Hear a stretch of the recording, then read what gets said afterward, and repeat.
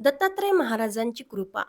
महाराष्ट्रातील एका छोट्याशा गावात गणेश नावाचा एक गरीब शेतकरी राहत होता.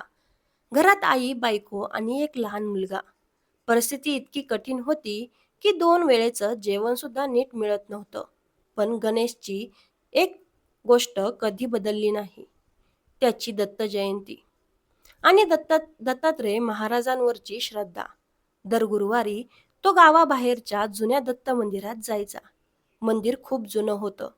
तिथं ना मोठी गर्दी ना मोठे दिवे, फक्त शांत वातावरण आणि दत्त महाराजांची प्रसन्न मूर्ती. एकदा गावात भयंकर दुष्काळ पडला. शेत कोरडं पडलं, कर्ज वाढलं.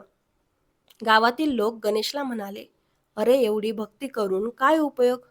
देवाने तुझ्यासाठी काय केलं? गणेश फक्त हसला.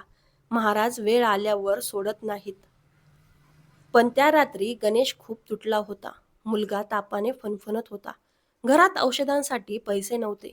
बायकोच्या डोळ्यात अश्रू होते.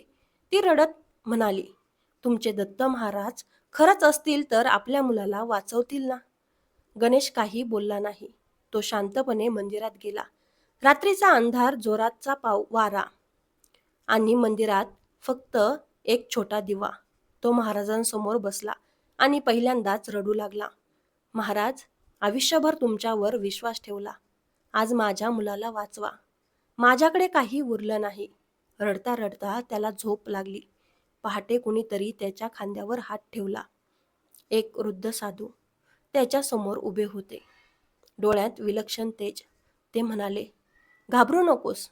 घरी जा, तुझा मुलगा ठीक होईल. साधूंनी त्याच्या हातात थोडी भस्म ठेवली.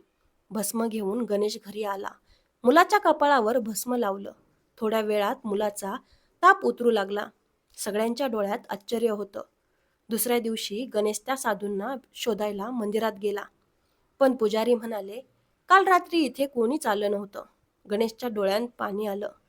त्याला समजलं, स्वतः दत्त महाराज त्याला भेटून गेले होते. काही महिन्यांनी पाऊस आला. गणेशचं शेत भरभरून आलं. कर्ज फिटलं. पण श्रीमंती आल्यावरही त्याने गर्व केला नाही. तो गावातील गरिबांना मदत करू लागला. एकदा त्याचा मुलगा विचारतो, बाबा, दत्त महाराज खरंच येतात का? गणेश हसत म्हणाला, देव नेहमी येतो बाळा, पण तो डोळ्यांनी नाही, विश्वासाने दिसतो. संकटात श्रद्धा सोडू नये. देव मदतीला येतो, पण योग्य वेळ येईपर्यंत आपली परीक्षा घेतो. खरा भक्त तोच जो सुखातही नम्र राहतो.